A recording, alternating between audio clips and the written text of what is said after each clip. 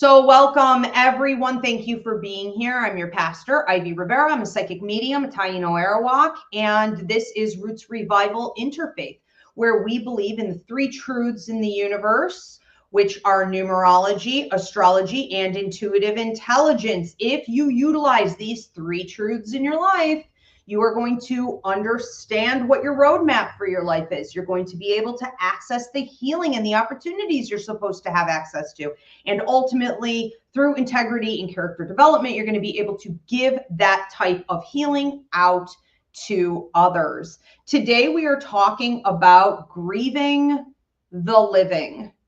And I want to say that it's so important for us to take a minute to talk about why this is such a sore spot and why it's sort of a hot button topic, because it is so taboo in our society. I think it's probably here in America a bigger problem than other parts of the world, but I do think this is an international problem because we live in a capitalistic world where it's like dog eat dog, go, go, go. We're part of the machine. There's no time to think about this. There's no time to think about that. There's no time to tap in with what you're really feeling and the type of healing you need and who you really are. You know, there's no time for any of that, because then you're not making money for the machine. So it's particularly bad here in the States. And I think that, you know, one of the areas where we're really not allowed to go is here. We are allowed for a very short period of time to take a break from work if we are in like a bereavement situation. Someone passed away. It's brief, but it does exist. There's a little sympathy, maybe only a day or two, depending on your job. But people do tend to understand that. And then they tend to give you a little bit of leeway for a couple weeks if you lost like a parent, a child, a spouse. If you didn't lose someone that close to you, people have really zero sympathy. And after a couple weeks, the sympathy dries up real quick, regardless of who passed in your life. All right. And it's like, get back to work, get back into that machine. Now, if you are grieving the loss of someone who is living, there is no room, zero acceptability of this. There is no room for communication about this. And I think there are a couple different reasons why. First of all, the grieving process itself, when you're dealing with someone who's alive, could last even longer than the grieving process of someone who passed. So when we look in psychology and patterns and what research shows, grieving the deceased is typically 5 to 7 years of some pretty intense change and healing that needs to go on. With the living, we don't know. We don't know. No one talks about it.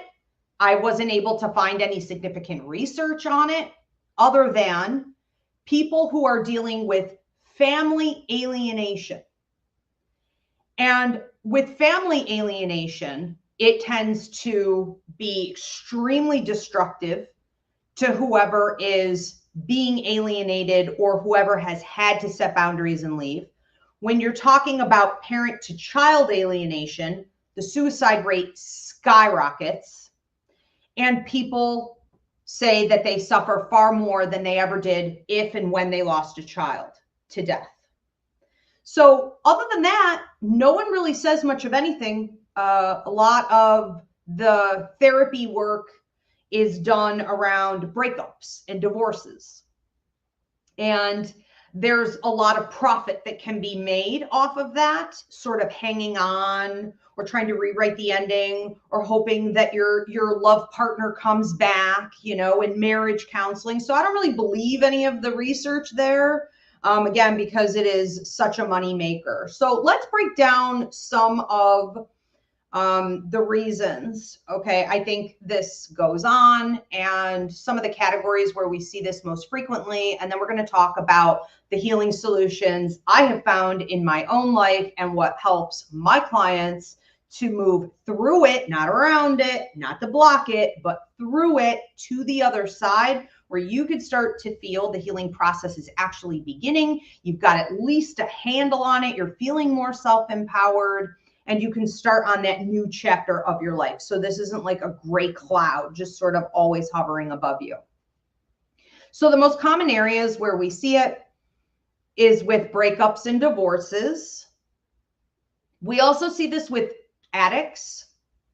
So if you have someone in your life who is an alcoholic, excuse me, or is dealing with drug addiction, this is especially painful for children of addicts due to all the parentification and the sense of responsibility to take care of that parent, and also parents to their children.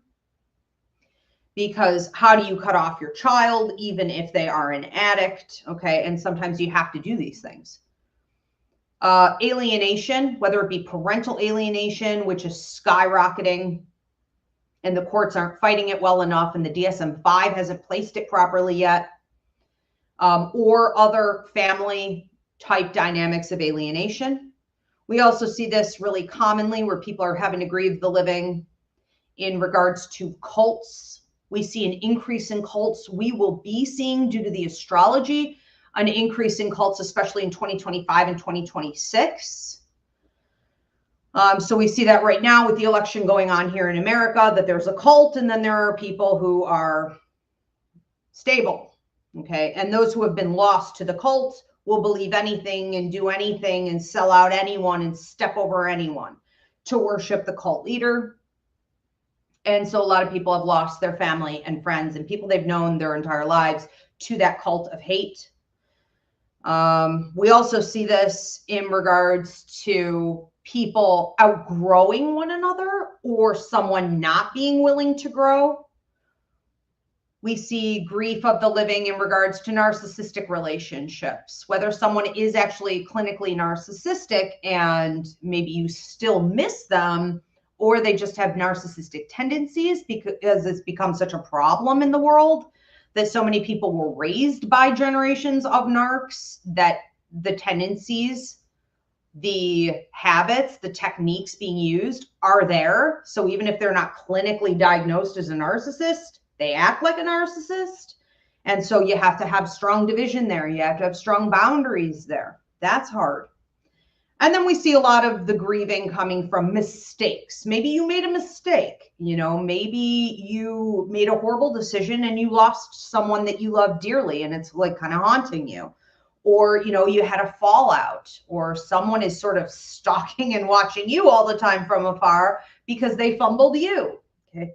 So these are just some of the areas. I know there's a lot of nuance in this, and I want to hear from you guys in the comment section. If there's someone or a situation that you have been divided from, or you have chosen to divide from, what is your circumstance? Let's share with each other. We can heal and learn from one another. Why is it so taboo? Well, like I said earlier, I think a lot of it is, again, because of the grieving process. We can't measure it because we don't measure it. We don't know. We don't spend a lot of time focused on how we can heal and move forward from these relationships with the living. And that means it could last the rest of your life and be all consuming. So a couple different things. Number one, reasons it's taboo to talk about how you are missing someone, how you are grieving in despair or feeling the loss of someone you love who is living. Number one, it's seen as a sign of weakness. And what I mean by that is that when people have a falling out with someone, or they've decided to set a boundary, there was an argument, whatever, okay? There was parental alienation, and you've got cult-like mentalities and brainwashing going on. You got triangulation and narcissistic abuse, right? People pinning others against you or you against them, whatever happened. When you are missing someone, you are essentially triggering a feeling of weakness. And the ego, the unhealthy ego, in us, which is fear, manipulation, and control, says, no, no, no, I'm not going to go there. I'm not going to miss them. I am right and they were wrong. Now, even if there's no logical proof of this or it's 100% inaccurate, right? Each of us as an individual has a tendency to feel a shame surrounding that. And we don't want to enter into any type of deep shame or guilt. And when we try to talk to other people about missing someone else, they get very uncomfortable. They don't want to go there, and they don't want to hear you go there. And that is because it triggers the same thing in them. It triggers their sense of weakness, their sense of guilt, their potential sense of shame. And we see this a lot with family dynamics also. So whether it's parent to child dynamics, where people will say, oh, you're not talking to your family. Well, blood is thicker than water. Shame on you. You need to get past that. Or it's parental alienation, where we have especially a stigma against mothers who have alienation from their children due to abusive fathers, narcissistic paternity, and people can't co-parent. You got lateral parenting. You've got all kinds of problems there. You have stigma surrounding that. Well, how did that happen? Well, that's unacceptable. Well, you must be a terrible parent. It is mostly the stigma surrounding the family dynamics. However, I see that we are breaking out of the matrix in regards to romantic partnerships as well. Like there was always shame surrounding a divorce, giving up, a failed marriage, how it speaks to one's identity or their character, or it makes them less than because the marriage didn't work out. So nobody wants to talk about any of these things, okay? Because when you open up to someone and you say, I need to talk about who I miss and who I love, even though there's space and divide right there, people get so uncomfortable because they also have a story they're not telling, or the threat of a story they may one day have to tell. And so it is taboo. And it really comes down, for most people, to that ego that says, no, no, no. If there's ever a divide between me and someone else, I am right and they are wrong, and that's how it needs to be. So I can preserve my ego. So it's a blow to the ego, okay? And it's a sign of weakness, and no one wants to go there. So we all just fake it and act like our relationships are great. Number 2, it makes people uncomfortable because if you start talking about your healing journey or how you overcame grieving someone who's alive, or you have transmuted that toxicity from pain into power, you've learned how to talk openly about someone you miss and say, I love them, but I can't have them in my life. Or I love them, but I can't have them in my life right now. Or I love them, but I'm no longer holding on to hope. I have to release that. When you start talking like that, or you're working on your journey toward that, people will automatically be triggered beyond that conversation into the karmic processing that's required for them to do that with their own life and those people, which means they may start losing sleep. They may start having flashbacks. They may need to go back into therapy after this conversation, okay? They could feel as though they're digressing, they're regressing back into what it was to feel all of that pain. They may have to unblock, and they've been blocking successfully, and now all the, blocks from this wall are coming tumbling down onto the floor and do a big mess. You're rocking the foundation of their stability. And you really have to see the power and what's needed in this type of healing. When something as simple as bringing up a conversation can trigger all of that in another human being, but it does. I had an ex once. Here's a good example in case I'm not making sense. I had an ex once say to me, I can't talk to you because every time I talk to you, I think about you for like 3 weeks, like obsessively, and it ruins my life. And I was like, that's a little dramatic, I thought, but whatever. I thought, he definitely has some things he needs to process there. And it's maybe beyond me, So it's kind of like that. If you've ever dealt with a situation where as soon as you just go back there for even a moment, it takes you on this whole journey and derails you, okay, emotionally and mentally. Well, that's what this is, doing for people. Number 3. I think a big reason it's taboo is because we can't control this one. When someone is dead, okay, we can be like, that's the end of that story as we knew it. And there's a sense of control in that. There's a sense of an ending, right? A finished chapter. The book closed in some way. No, it didn't, of course, because we communicate with our loved ones in spirit. But ultimately, when someone dies, it's an ending. It's like a judgment, okay? And that gives us a sense of closure, whether we're okay with the passing or not. When we are grieving someone who is still alive, we have no control whatsoever over this situation because you cannot control people. I love that saying. You cannot force someone to stay and you cannot force someone to go. I think it was War of the Roses. I think it was Danny DeVito who said that. I don't know if you guys haven't seen that. It's one of my all-time favorite movies, but I could be wrong. That could be some famous philosopher quote, but it's so true, right? Whether it's Danny DeVito or not, it's so true. And it's about knowing that with other human beings, you cannot control what they are willing to receive from you. You can give them love and it may not land. They may never pick it up, okay? You can give an apology and they may not receive it.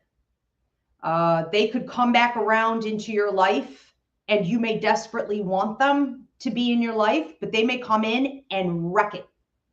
And it would be the worst idea to let them back in, but you still love them and want them there, okay? Whatever it is. You cannot control folks. And when you can't control something, it creates such an upset, a dysregulation to our nervous system to even open up that can of worms in conversation. People don't want to go there because where's it going to go? You just sort of spin out of control in a situation like this. So is the fear. I disagree. I think just having this conversation is definitely going somewhere, okay? I think that talking about it doesn't have to have a point. It doesn't have to have a grand finale. There doesn't have to be a final decision or a breakthrough. It can just be that we heal and we process through the act of sharing, okay?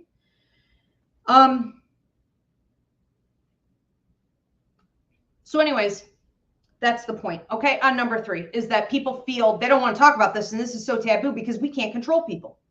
We can't control where this is going to go. This is crazy. This is chaos. Could be, maybe, okay? It's every step along the way. When you're grieving the living, you're making new decisions on what is safe, what is reasonable, what will and will not be received, and what is within you to do, what is you staying in your lane versus overreaching into what is outside of your control. You're learning along the way, every step along the way. It's a long journey. It's a long game. All right. It's a long, dirty journey. Let's put it that way. But usually when we are grieving the living, it is something very karmic. And so the relationship itself is not the point.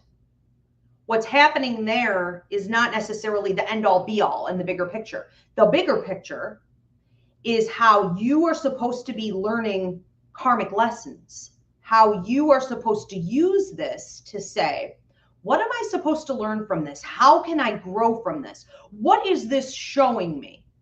And usually in a situation like this, there's past life karma. There are past life contracts and connections and cords, and there's a long storyline there that just happens in this life to be playing out this way. You can see that in the astrology, in the numerology, in a life contract. There's depth. Okay. But ultimately, the relationship is simply a platform through which you can learn more about you. So don't give all that credit over to the other person and the situation itself. Number 4, why is it taboo? Because it can feel like an endless pit of despair to focus on it. How much you miss someone, you're grieving them and they're alive. It can feel like when you talk about it, again, it inflames and you make it worse. And other people also don't want to be in that energy, especially here in America. We're so much BS. We're so like, how are you? Great. What's going on? Everything's amazing, right? Instagram and like these perfect lives, and we're such BS. And like the rest of the world just looks at us and is like, these people are nuts, you know? Because what the heck is that? It's like they all want to be in their own like movie. It is. Everyone's performing here. And we overshare already as it is, right? Other parts of the world, they would never put all their personal business or put on a whole performance on social media every single day of their lives. It's unimaginable. But here, that's what we do. And so to break through that matrix of illusion, right, is seriously threatening. This could be something in discussing missing someone. It could lead to obsession. It could throw you off the wagon if you've been sober. It could lead to almost an addiction to rewrite the ending, where you have to find a way to make this relationship end on a different note, and you're crossing boundaries. That leads to a lot of embarrassment. That can lead to a lot of rejection. If you're reaching out to someone and you shouldn't be, you could get rejected in that. Okay, for sure. And you could find that your then self-esteem is affected, your work and money is affected. I mean, so many areas of your life could be hit. Again, missing people who are living tends to lead to a lot of suicide. And we know this from research. So people don't want to think about it, feel it, talk about it. They don't want to allow it. And at the root of a lot of this is the contracts, the cords, and the past life connection. I'm going to suggest a class. If you are listening to this tonight and you're like, I have that with someone. There are 2 classes really. The one that's going to give you the education on the relationship is called Past Lives, Karma, and Contracts.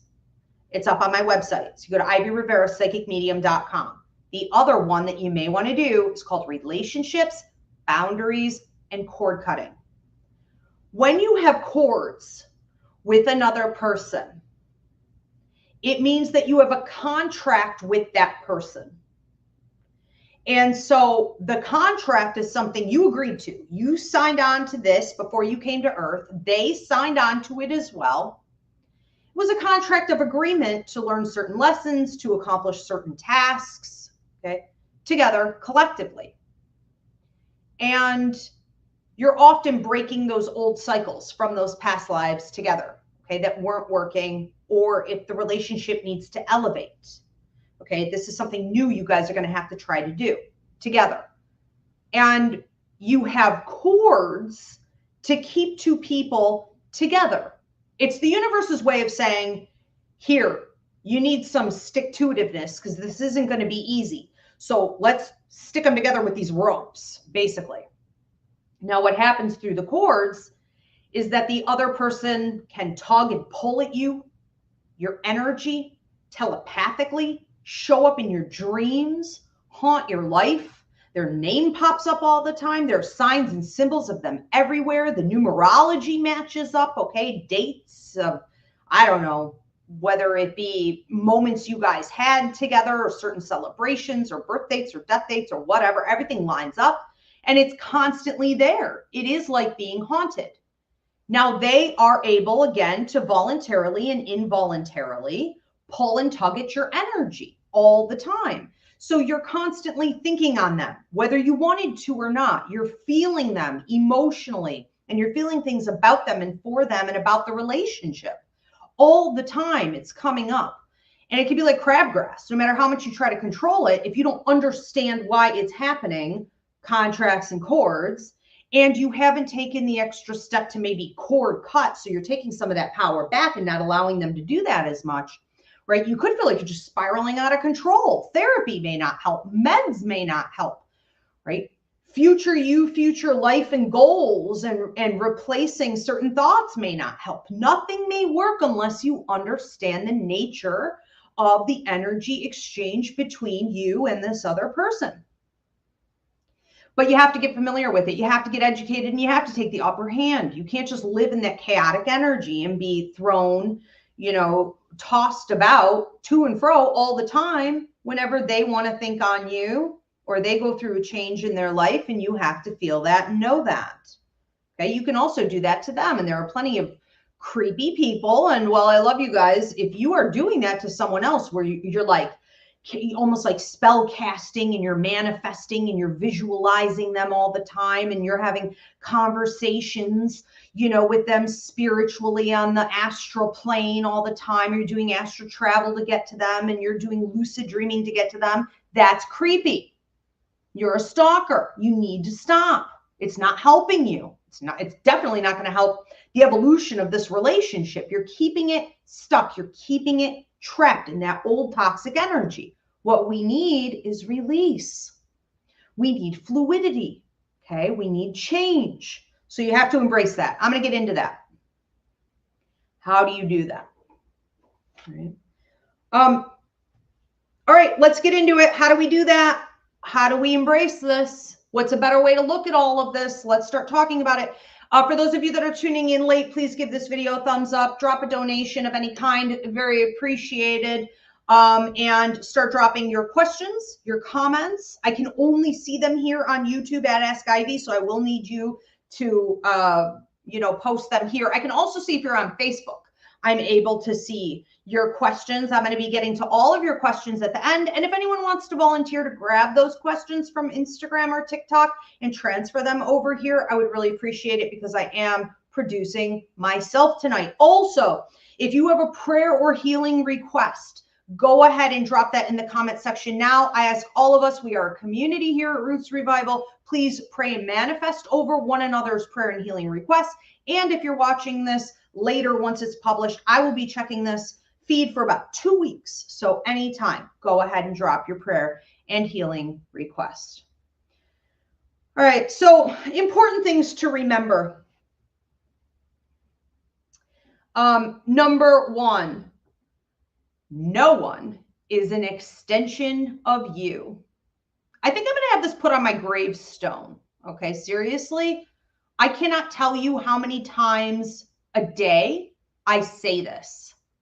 No one is an extension of you. Now, we were not raised in a world, even with America being so independent, dog eat dog, right? And all this autonomy, we don't get it here either. And it's worse in other parts of the world. But this idea that we are all so connected, we are so codependent and grossly embedded with one another, that we have parentification and we have overreaching and we have no sense of healthy boundaries, right? We actually believe, especially in family dynamics, parent to child, okay, that other humans are an extension of us, which to me is just ludicrous. Think about that. Your child is not an extension of you. Your spouse is not an extension of you. your best friend, your mom and dad, those are not extensions of you. We are all here on our own independent journey. And once you really fully deprogram from that cult-like codependent mentality, you're going to see the world in a completely different way. You will live your life in a totally different way. But you may have to remind yourself every day, especially anytime you have this tendency to, oh, I miss this person. Oh, I wish they could, do better or be back in my life or whatever. No. They're not an extension of me. They will do what they are going to do.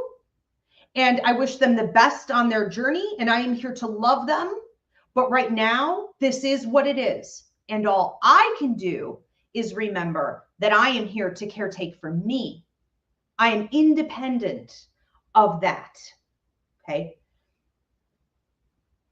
Number 2, we need to remember that we continue to work with our loved ones that are living on other planes, in other dimensions. At night in our sleep, we're working out karma. We're sort of processing things and maybe rewriting endings in other dimensions, higher dimensions. We can do work in other ways with these people. We have to, and we do. Whether you wanted to or not, you're doing it. You may not even remember it, but sometimes maybe you do wake up from your dream and you're like, wow, I was working with my dad, who I haven't talked to in 6 years, and it breaks my heart every day, all day. I was totally with him last night in my dream, and we were actually getting along. Yeah, because you're working on the karma. We continue to work. The earth plane is not it. These meat suits are not it. The way we talk to each other in real time is not it. We all have higher minds. And our higher mind knows what is best. Our higher mind knows how to deal with other people for higher vibration, for what is greater, for the greater good of all. We work from our higher minds in other dimensions. And hopefully, eventually, when you're here in real time in this meat suit, your goal is always to ultimately work from your higher mind, not the flesh, not the ego, not the lower level stuff. But as humans, it causes problems when we do work from ego, fear, manipulation, and control. We have conflict in relationships. So our higher mind deals with it. Okay. When it's acceptable to deal with it. Astral travel, the dream state, other dimensions. You can even do this through meditation. So here's a helpful tool. Okay. Maybe some of you want to use this. And this is not stalking, like I was just warning some other people about. Okay. But this is more having positive intention and changing the story and the energy that you feed here in whatever way you're empowered to do so. Okay. It's within your realm to do so. So let's talk about that. Number 3, you want to replace despair and overreaching with visualization, energy healing. You could call this manifestation. You could call this utilizing law of attraction. It's all kind of the same idea. So a great exercise is to just sit with your coffee or your tea and maybe have some meditational music on, something repetitive, maybe like drums or sounds of the ocean, maybe like flutes, whatever it is. Try not to have words in it. But you want to sit and you want to maybe for 10 to 15 minutes, just close your eyes and visualize the person that you're missing. And you say, my inner child wants to play with your inner child. And you say, my higher mind wants to talk to your higher mind. And you allow for a healthy exchange of energy there. And if there isn't a lot of exchange that you're feeling, you dictate what you're putting out, what you're sending to the person, what you're sending to the relationship, how you're feeding the energy. And that just needs to be love and healing and acceptance, allowing for yourself to understand fully whatever information is coming through, because you may recognize some things that you hadn't. When a higher mind is talking to another higher mind, we may start to see things differently. You may even feel confronted at some points in that exchange. And if it doesn't happen then, it may start to happen in your waking life or in your dream state after that for a few weeks. You may see things maybe that you did do wrong, that you could have done better, that should have been said, that shouldn't have been said. Okay, we're allowing in that space, and you're getting comfortable in the discomfort of that. And you're sort of removing that sense of control, okay, away from it. You're just creating fluidity. You're also going to want to say something. Treat it like a ceremony, because it is. You're saying something like maybe a concluding message, I don't know, before you wrap up your meditation, and you're saying, you know, this is what I want for you.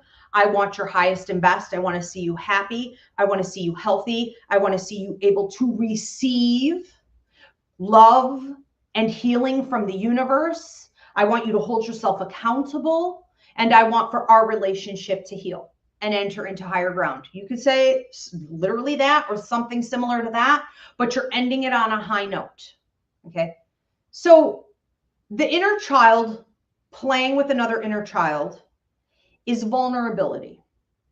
It's innocence. It's before we were all tainted into these terrible behaviors that we have that disrupt all of the purity and flow of things.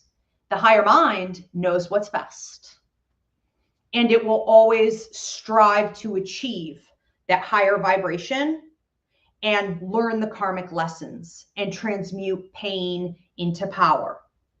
So you can do something like that periodically to help you feel as though you're putting the right type of energy into that relationship that you miss, and that you are not overreaching and trying to control and becoming obsessed with it and allowing it to run your emotions. Okay, the rest of the time. It can help a lot. It does also trigger manifestation and law of attraction. Okay, that is a great form of manifestation. When people say, I feel totally vulnerable, I cannot help my child is a mess, I can't do anything, for example. Or I love my love partner, but they're drinking again, and I feel like we're about to lose everything, and da da da da da da da. What can I do? What can I do? This is all you can do. A lot of the time, this is it right here. And it doesn't mean that your hands are tied. It just means that you have to know where you stand and stay in your lane and work your power where you actually have some power.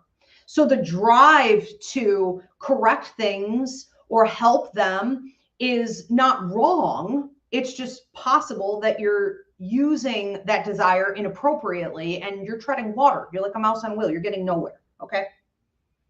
So manifesting, visualizing what you want in that person's life and what you want for that relationship between the two of you is a quick and easy way to turn off. I want, I miss them. I have despair. It makes me sick. It makes me sad. Switch that thought. If you don't have time to do a whole ceremony, to here's a visualization of what I want to see in the future between this person and I. And here's how I would like for them to heal or grow or feel. All right, a couple quick things that you could do. This is, I believe, becoming more and more common because we do see more families falling apart, whether it be for cults. We see more parental alienation skyrocketing.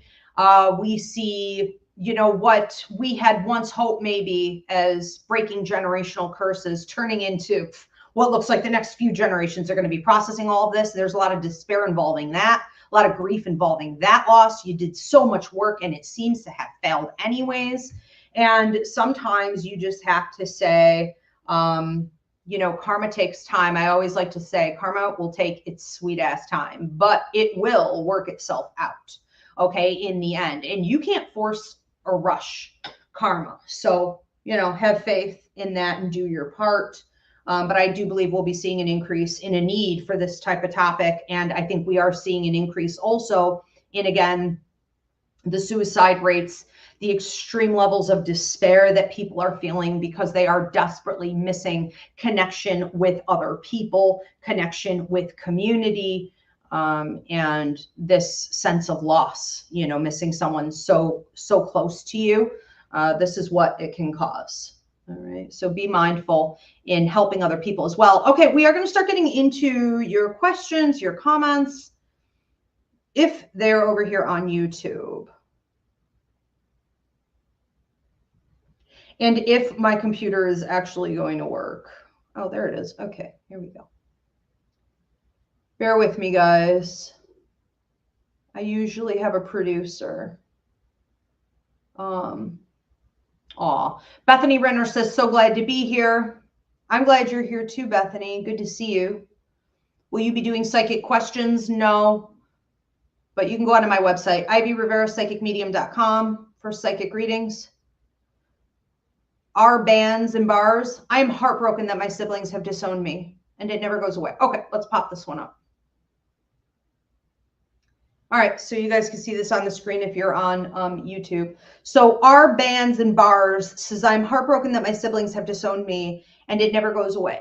So let's talk about this. I believe we're going to see an increase with this as we move into the future. Again, because we do have an increase with parental alienation. We have an increase with narcissistic parents. And so then we also have an increase with narcissistic siblings.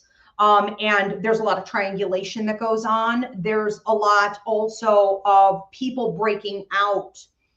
So our bands and bars, I don't know your exact situation, but there's a lot of people in alignment with what you're going through who are breaking out from old cultural beliefs and codependent family systems and that cult-like type of mentality. You can't be different.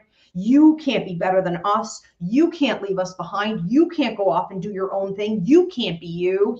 There's a lot of people breaking out of that. We also see something like 68% of the younger generations have abandoned their parents' religion for things like mediumship and tarot and astrology because they've recognized the truth in those healing energies. And how religion is not bringing any truth and healing. It's only bringing destruction to the world, right? We have a million different dynamics going on right now as we are in the beginning of the revolution.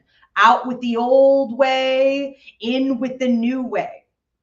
And so we're going to see more of this ostracizing behavior or this rejection by siblings and other family members. And ultimately, whether you feel you're somewhat responsible for it or not, and I'm sure there are always shades of gray and there's nuance in situations like this, I think the most important thing for you to do is to say, if that was a choice that they made, then it is going to be up to them to come to me and make it right. And in the meantime, I'm not going to invest my time, thoughts, attention, affection, energy. I'm not going to pour into them because they're not going to receive it. Okay. So when someone sets a boundary with you, you really have no sane choice but to respect it and to say, no problem. You're not an extension of me.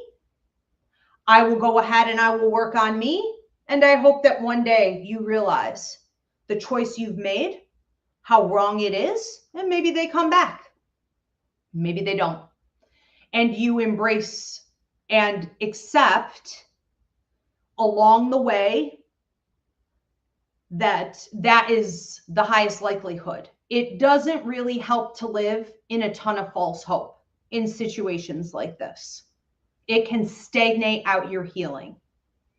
So try to say the way it is now is more than likely the way it will always be. And I have to find ways to cope with that. And if it improves, I am open to that.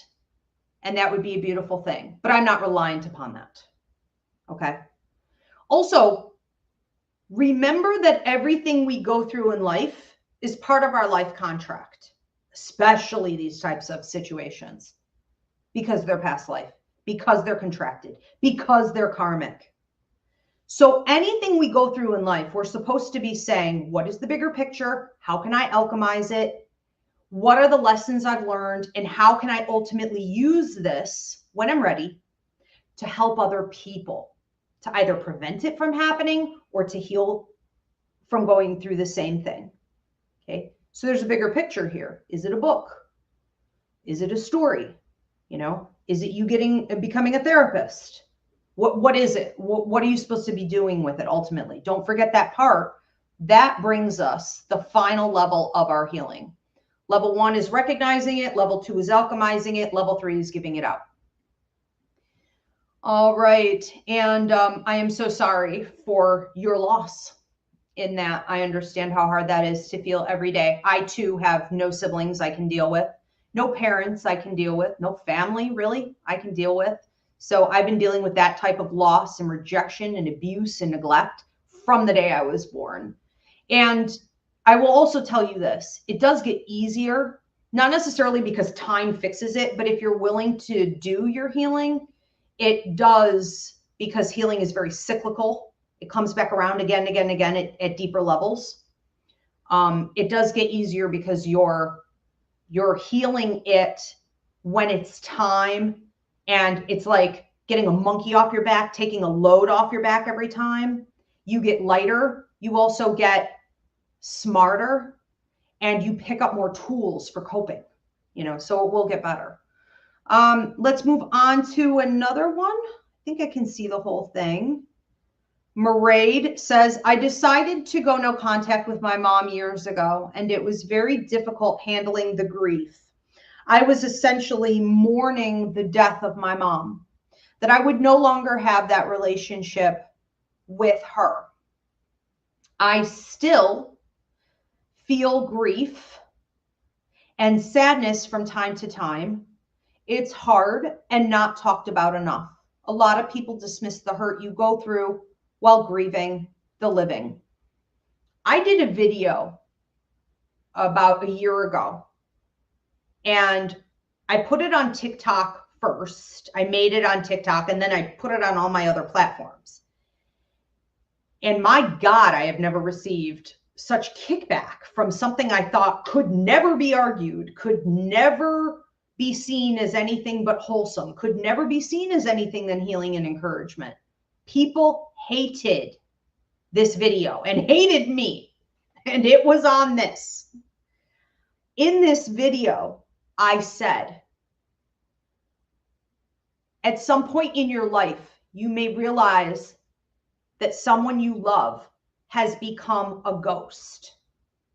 They're alive, but they are a ghost haunting you in your life. And instead of fighting that, it's okay to say, I love you and I accept that that's what you are in my life now. Nothing more than a ghost, but I love you. The level of hatred, people flipped out, so angry. Well, that's toxic and this and that, and I will never, and da da da da da. All this ego stuff that I mentioned earlier in tonight's sermon. Okay, like holy cow. And you know, when you see that level of anger, it is grief. It is. They are not doing any better. Okay, but what happens, and Mairead, I'm so sorry that you're experiencing this, is that you have this person who you spent so much time with. This is your mom, you know, so you haven't existed on the earth plane without her for a single moment. You came through her energy, right? So there's almost no way to fully detach. At some point, we have to just say, this person is going to be like a ghost in my life, like a haunting in my life, in my mind, in my house, in my soul. It's going to happen. And that's okay. And maybe it's better just to address that. And every time this ghost comes in and could spook me, right, or cause nightmares or terrorize my life, I'm simply going to send it love. I'm going to acknowledge it just like I do all my feelings. And I acknowledge that it's there and I set it free. Okay. It's really hard when you have that with a parent you spent so much time with. And because they also sort of dictate the rest of the family dynamics, it can be like really tricky because there's always the threat of more people in your family becoming these ghosts, especially when it's a matriarch. Thanks for sharing, everybody. Everyone who's sharing, thank you so much. You're not just, healing me tonight. You're healing, hopefully, yourself a little bit more by sharing. Again, speaking this is half the battle, and you're sharing a story that others can identify with. Okay, so I do want to move on here to Jill. So Jill says, I'm estranged from both parents due to manipulative, toxic behaviors. I hate that being the first question I hear is always people wanting to know what I did wrong. I love my parents. I just need to love myself. It feels like a dirty secret I can never talk about. It's a very lonely healing journey. Yes. And you have to understand that a lot of the healing you need to do is with other people in society. So whether it's other family members coming up and saying, well, blood is thicker than water. Well, what did you do? Well, you should forgive them. They're your parents, or you only have one family, or you only have one mother, or you only have one brother, or you only have one, right? All this nonsense. Let's not forget that is the cult. That is the cult-like mentality. That is also that gross codependency that we all need to be evolving out of. That is where they actually believe that everyone is an extension of them, or at least family is an extension of them. That's really gross. And that's really sad for them that they haven't evolved beyond that. Okay. We have to also look at the roots of it. The church did that. The church said, okay, blood is thicker than water. So religion caused that. The patriarchy caused that cult-like mentality and codependency. Capitalism causes that patriarchy and codependency. So what is this entrapment really all about? And how can you deprogram from that? How can you continue on your journey deconstructing from that, the real root issue? Because in old times, and if we look at any other animals out there, literally any other animals out there, you have your baby gets to a certain age and you kick it out of the nest if it didn't already fly away. Bye. And that's the end of that. Even biblically, if we look at this from a religious aspect, you're supposed to sort of like grow up and get married and go off. We're not supposed to be embedded for our entire lives in these family units. That's patriarchy, capitalism, and religion. Okay. So looking at those aspects can also help you really level up significantly in your journey. But yes, the feeling of loneliness, and Jill, I'm so sorry you're going through that, because you have like a whole family dynamic, right? And it's not just the family that may come up to you and say, what, you don't talk to your parents? What, you don't have parents? What, you don't have family? And it does create loneliness. And it also puts you at a particular position of vulnerability for abuse from other people. Because people who are sociopathic and narcissistic, will come and see that they could take advantage of you because of that loneliness. And we have research that backs this. I believe that I got tied up in abusive situations from toxic males because I didn't have family. I didn't have anyone to back me. I didn't have anyone to go to. Was I lonely and in a state of despair? No, I think I do pretty well on my own, but I didn't have defense. So you become vulnerable in a different way than what you even think. You can feel like you're like a crab on the beach and you want to kind of claw and have your outer exterior, but like, you don't have a shell on right now. It's like a hermit crab, you're all vulnerable. You're looking for another bigger shell, but you're in that vulnerable state and you don't really understand what's going on yet. And you don't know where you fit and you don't feel like anything will ever fit. And I think that's another reality that some of us need to embrace.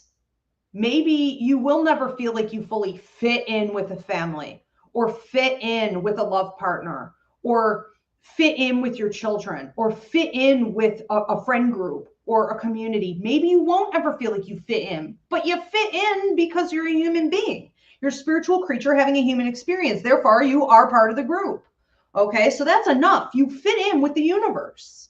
Okay, you're here to do things. Let's not hyper focus on fitting in and feeling that sense of, you know, either community or really being able to, you know, have unconditional love or vulnerability or all of that. We can let that go. And this is another thing, and this is a class up here. It's free on YouTube.